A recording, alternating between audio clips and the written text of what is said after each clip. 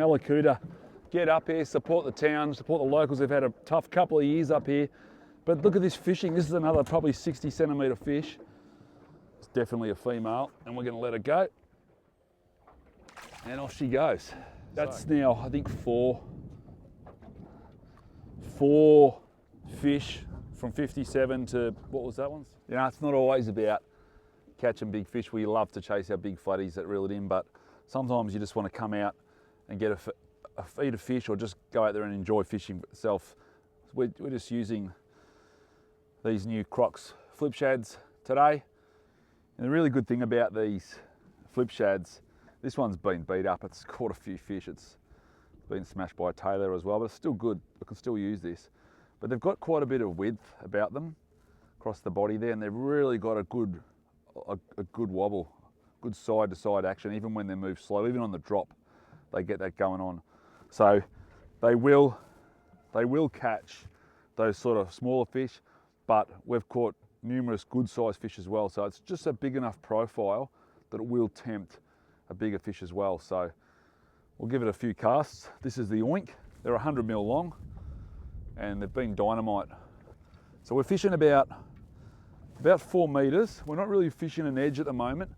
So the fish are down in this sort of area in good numbers. Obviously make sure we let that sink. Now we're on a 1/4 ounce 4.0 jig head we're using with these. Well, it won't take too long to get down. And then once we're down, which we'll be now, we're just a couple little hops, bit of a pause. Nothing special about the technique, but you can fish these quite slowly if you want to do a slow roll, or you can really give them a good whip. I've always been a fan of actually really ripping it off the bottom, making a good commotion.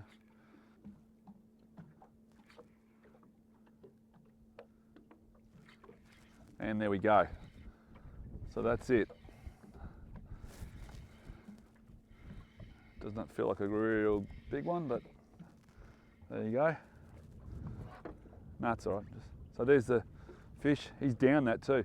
Actually finding these fish, that's probably about 45 centimetre fish there. So if you're after a feed, that's your perfect feeder size. And a lot of these fish that are coming on board, there you go, straight out, nice quick release. A lot of these fish that are coming on board are spitting out prawns as well. So they really are on the chew.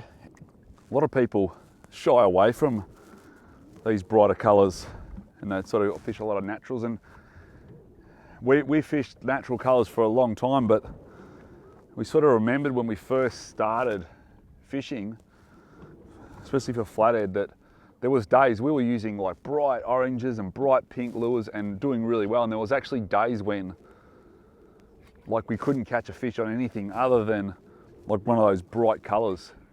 We were going to the tackle shops and cleaning the tackle shops out of these bright colour lures, and the guys are like, he goes, what are you catching with these things? Like, you know, there's no pink bait fish out there, but there's just some days that these colours just work.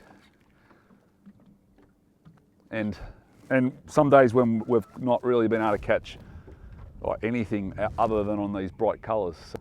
So don't overlook those bright colours. We've got a chartreuse coming out. It's called Shivers Bro. Shivers Bro. Nice bright chartreusey yellow colour as well, which is also a ripper colour. But don't be afraid to give the bright colours a go. They certainly do work. So that's what we're doing. There's the lure. Nice orangey colour, nice bright colour. It's a sunny day. We use the darker lures generally on the darker days and the cloudy days. But that's a nice flatty. Fortunately, I think I've just, fortunately, as with all soft plastic fishing, what we're actually chasing is not all that's interested in. There's a lot of tailor around at the moment, but you've got to be prepared to cast into the tailor. Not as much into them, but especially if you've seen them chopping up the water. Just turn that electric off. If you've seen them chopping up the water somewhere, really good sign. Often they're obviously smashing bait fish, and not long after they've been there, flathead will sort of gather underneath them where they were, because there's little bits of food coming down. So having tailor in the area, while you might lose a couple of lures, they are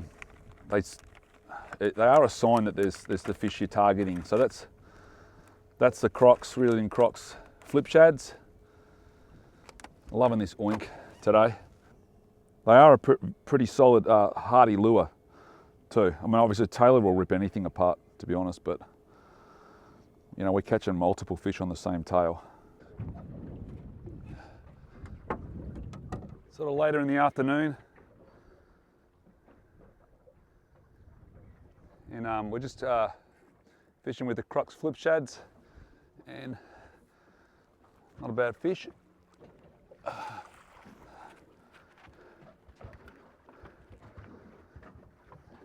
That's good fish. That's probably over 60 there. So that's on the, we've actually moved over to the frog belly tonight, just as it's still sunny, but there's a bit of cloud, but it's just as the light's getting lower.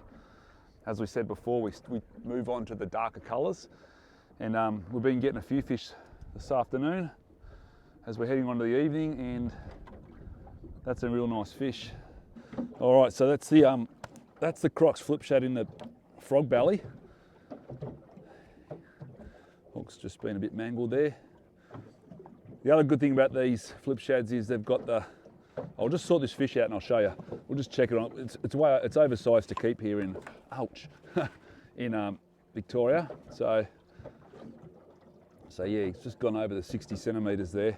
So 55 centimetres for Victoria, so we'll let this one go. Actually the third one we've let go. We've let them all go, but just for being oversized this afternoon. So I've got a couple of 57s as well, so we'll let her go. Off she goes. Thank you. All right, so as I was just saying before about the flip shads, I'll just pull that hook out because I don't have to reset that.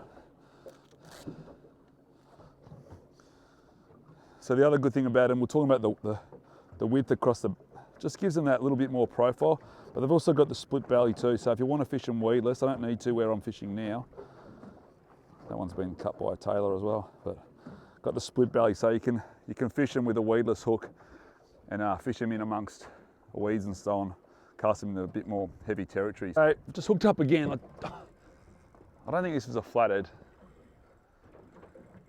Sort of hope it is, but I don't think so.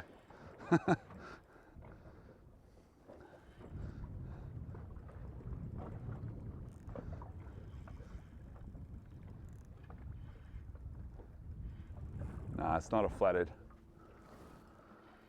I think this is Tyrone. This is old Tyrone, the tailor. You liked old frog belly as well. It's not a bad size.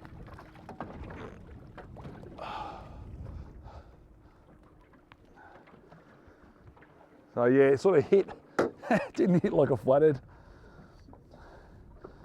Fair bit of difference there. There we go. Old frog belly. And we'll pop that one straight back in. I tell you what, if I was up here and I had my smoker with me, some nice smoked tailor fillets. Phew! Okay, that cost me a lure, but I've got my jig head, so happy days. I'll get back into it. That'll need a retie. Always check your leader after every fish. A little bit of damage there. You don't want to get that fish of a lifetime and have that, so I'll retie that one. All right. Another solid fish. This place is on fire. Mallacoota. Get up here, support the town, support the locals. They've had a tough couple of years up here. But look at this fishing. This is another probably 60 centimetre fish. This one's on the Bitcoin, which was the colour that a lot of people were using during the Australian Flathead Challenge. I'm just going to watch my hand there. There we go. That's the Bitcoin colour, your black and gold. And that's another, it probably won't be 60.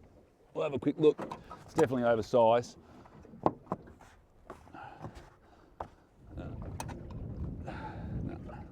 So it's another sort of 58. And that's now, I think, four fish from 57 to, what was that one, 62 or whatever it was. So Mallacoota, the old crux flip shads. Using the bright ones early today, we're using the darker colours now as we get towards dark. And that's a female, 100% female at 58. Great study they did on New South Wales on these fish. It's definitely a female, and we're going to let her go.